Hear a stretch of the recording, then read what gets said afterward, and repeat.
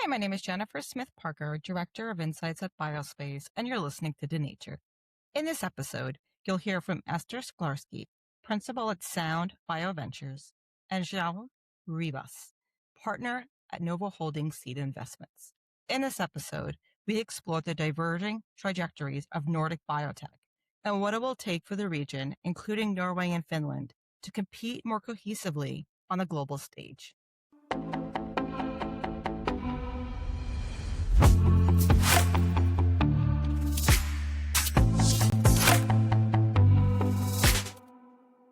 Hi, everyone. Thank you so much for joining this episode of Denatured. Really pleased to have you here, Esther and João. If you can please introduce yourselves, that would be great. So my name is Ester Sklarsky, and I'm a principal with Sound Bioventures. So I represent a Scandinavian venture capital fund with offices in Stockholm, Malmö, and Copenhagen. And we invest broadly into biotech therapeutics across the Nordics, but also broader Europe and to some extent UK, US as well. And our niche is to invest in companies that are about to go into the clinic, as we say, so around less than 12 months from the clinic, and completely agnostic in terms of therapeutic areas and modalities. We're a relatively small fund compared to the fund or the entity João is representing. We're currently investing from the second fund. The first fund was around 116 million euros. Thanks, Jennifer. It was great to be here with you on this podcast. I've listened quite a few episodes. Great work that you're doing, going around Europe and getting the message from the entrepreneurs and the investors. My name is João, very difficult to pronounce, Ribas. I'm a partner in the Novo Holdings Seed Investments team, and we're the team that does the company building and early stage investing, all within the biotech therapeutic space. I have a little bit of a dual role where I act as an investor with Novo Holdings, but I also sometimes take operational roles in portfolio companies, helping build these companies up from the early days until they get to a Series A. Perfect. Well, thank you so much, both of you, for those introductions. And as you mentioned, I'm working on this series here about the European investment landscape. So now we're going to be focusing on the Nordic area. We've discussed how Denmark has surged ahead in biotech creation over the past decade, while Sweden faces a shortage of early stage venture capital. So what structurally explains the divergence? And can Sweden realistically close that gap? Yeah, I think this is a question I'm faced with daily. And of course, I don't have a solution for it. I can kind of identify problems. It's hard to know where they exactly stem from, but I think there are things that could be done differently to improve the landscape. And speaking about Sweden specifically, we have a history of strong pharma industry with Pharmacia and AstraZeneca, been Swedish companies and then later sold out. But the generation that grew up within these companies are active in the biotech space. So we have plenty of companies. Sweden Bio has an annual pipeline report where they list all the active drug development projects within Sweden. And there's more than 500 different projects and 130 companies within biotech only in Sweden. So there's massive amounts of companies. Unfortunately, I think we're a bit spread too thin. We're still a small country and doing a lot of things on a lot of angles. It's not always the best idea. And I think it stems from a financial problem. We have a lot of early stage funding, governmental funding, which gives the initial boost to get things out of academia or get ideas going. But there's not that much private capital willing to invest in biotech. And there's not many of people like myself and funds like ours that are investing in biotech in Sweden. And hence companies have to rely on capital flows from outside. And Esther, to pick up what you're saying, historically, Sweden has been very good at investing and building companies on the tech side.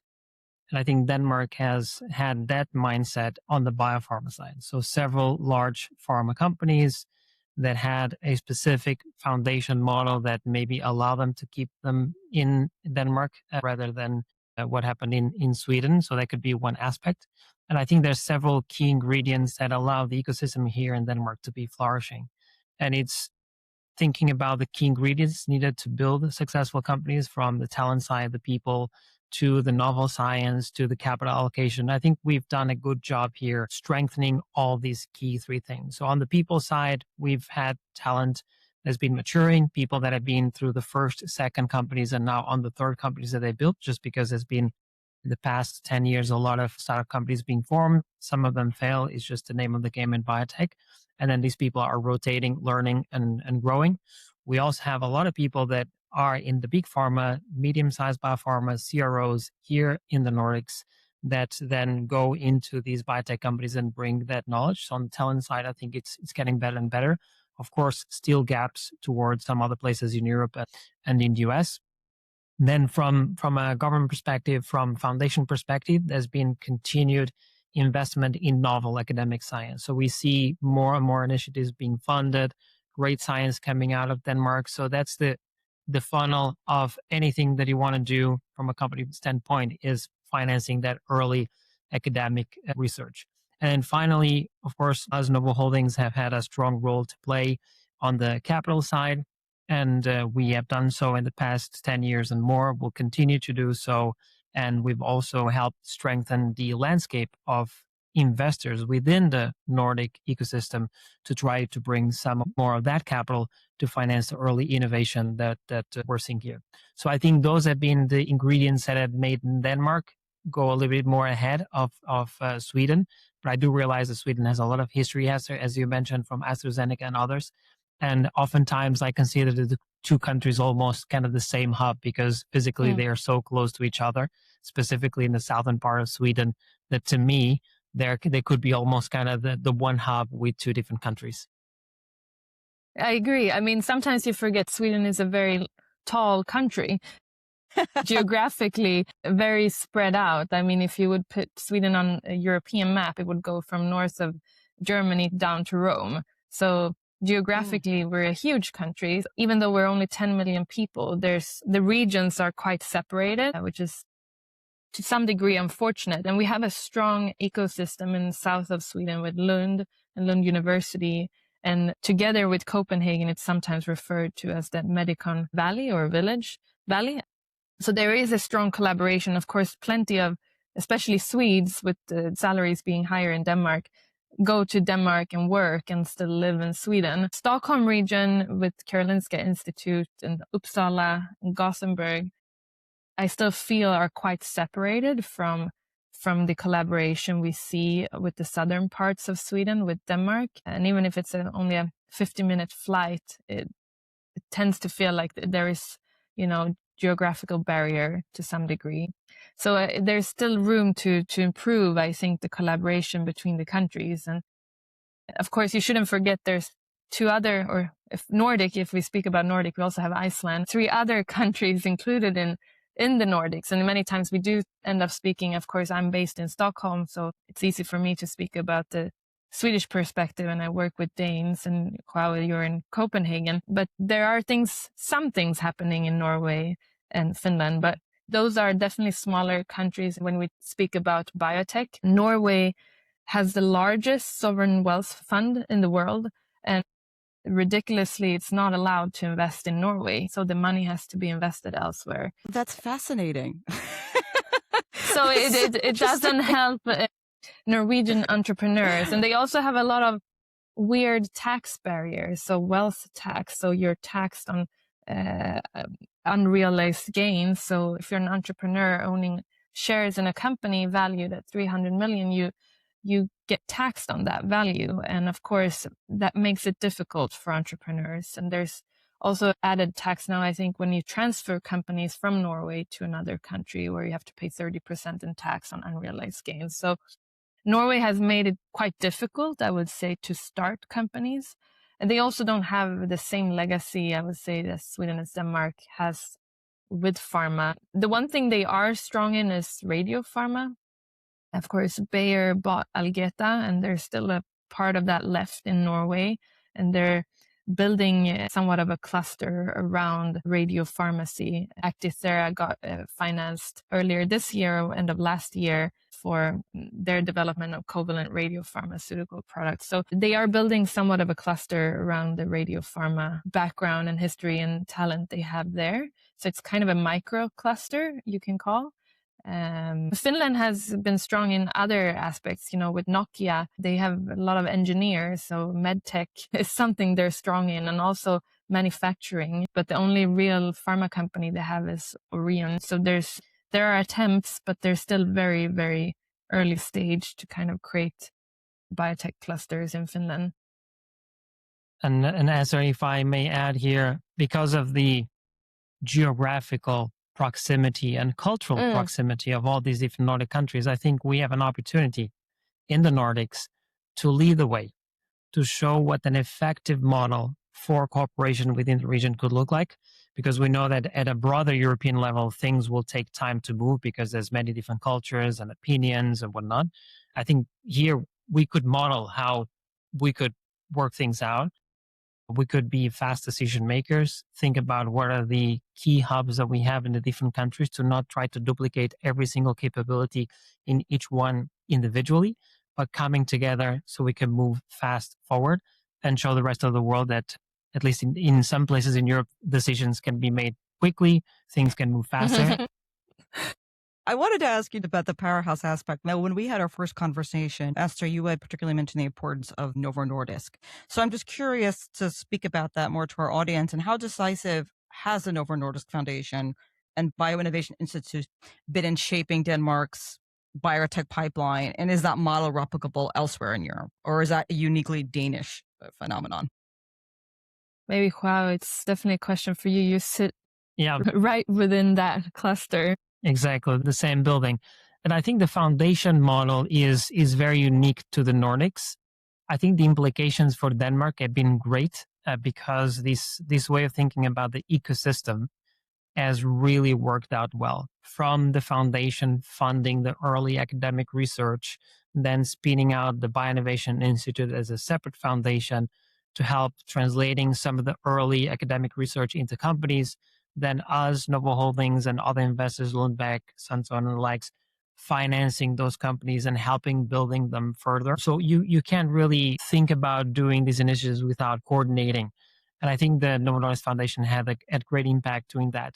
They've done other initiatives that I'm not even talking about here, but just so that you think about how deep and long term they're thinking about. There's a different foundation that they spun out called Life, which the entire goal is to get little kids excited about STEM careers so they can go into these labs, do experiments, learn about these, of course, thinking that 25 years from that point, they will end up in STEM careers and help continue fuel the pipeline of talent that the country needs to maintain these companies here.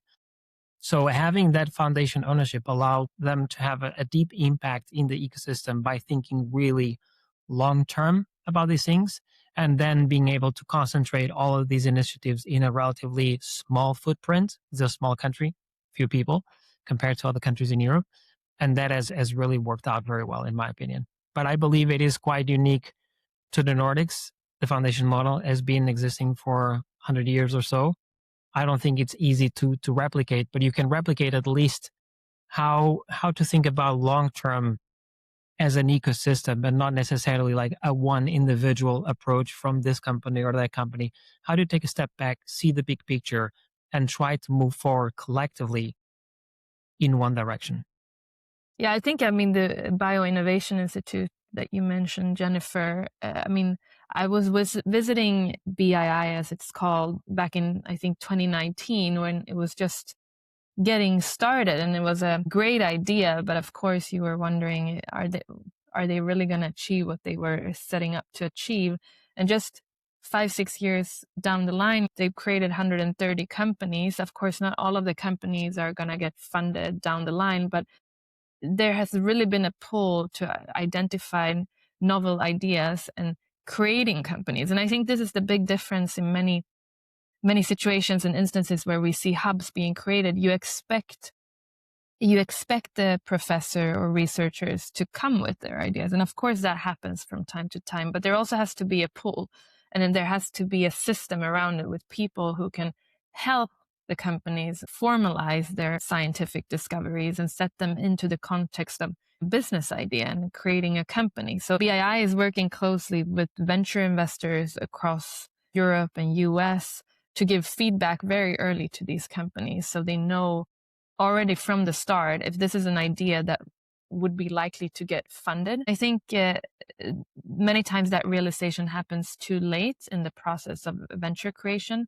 I think BII employs over 100 people now, so it's a massive machine of essentially creating companies, but creating investable companies. And I think that's the big difference many times that we see with other TTOs, for example. It's more about supporting the researchers than creating commercial scalable companies. And I think that model could be recreated in many places. I mean, I would love to have something similar around the Karolinska hub, for example. I know that the Karolinska Innovations are doing the best they can, but they have very limited resources.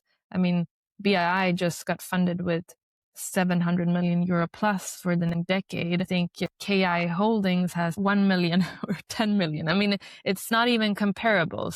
Of course, having one backer, Novo, and now being an independent foundation and having multiple potential backers, there is the Wallenberg family. It's not biotech focused, but they have a strong history with being owners in AstraZeneca, and they are funding a lot of the basic research across Sweden and medical research. So having a foundation like that and maybe some additional backers, you could see something similar being put together in, for example, Stockholm or Gothenburg to complement the BII. Because what I see now is a lot of Swedish companies are actually applying to the BII and moving headquarters to Copenhagen. And that is a shift. Historically, Sweden has been the pharma and biotech nation in the Nordics. And now we have two nations, which is good, but we, of course, don't want to lose one nation. We want to maintain a strong Nordic biotech innovation landscape. To give you an idea of the impact of, and this is just the Novo Nordisk Foundation, there's other foundations that help finance science. And in 2025 alone, the Novo Nordisk Foundation awarded 11.8 billion Danish kroner. Wow. For research grants. The dimension of that is very large. So compared to the amounts that Ester was mentioning, so the volume, I'm talking about the key ingredients, the capital, the talent, and the science, here we're really pouring a lot of money behind these innovations, whether that's through the BII, or the translating academic research to companies, but also just the core science budgets have been increasing. So then, of course, it helps you attract people from places that are not Denmark. You can attract people from Sweden. You can attract international PIs from the United States that want to move because they can see that there's a long-term vision. There's a lot of money to the research. It's great infrastructure as well. So that's a plus. And of course, it's on us, Novo Holdings, and the assets that we manage to generate those returns for the foundation to be able to give that. So over the past 10 years, we've generated about 8.9% returns on a constant currency, and that helps continue fueling the grant giving activities of the foundation. And that's been kind of a snowball that's been growing. And that's why I think particularly the Danish ecosystem is thriving because of the contribution of the Novo Nordisk Foundation, as well as other foundations, where things have been just going very, very well. So I think overall in the other Nordic countries, you just need more of that financing, whether that's for basic academic research, as well as translating that research through funds like the one Ester represents and others to keep funneling this innovation. I think it should be replicated because the risk of having only one party, or now, I mean, BII is a separate foundation, but still it becomes a strong gatekeeper. So if you're not getting accepted to the BII, or you don't get, you go through the venture lab to the venture house, I think it's called, and you don't get selected in that cohort, of course, you get questioned, why weren't you selected for the BII? And I mean, sometimes there's competition, right? There's not going to be room for everyone. So I think there is a need to maintain a competitive system, also multiple players. So not one single player becomes the gatekeeper of biotech innovation. And I don't think, that's the intention, of course, of BII, but that this is on the rest of the ecosystem to kind of catch up as well. Well, on that end, we have come to a close. Time does fly, but thank you so much, Esther, and thank you so much, João, for discussing what's happening in Nordic. There's so much potential, but you also both nicely laid out the challenges as well to operating in this environment. And if you'd like to listen to more episodes of Denatured, please turn to biospace.com. Thank you very much. Thank you so much.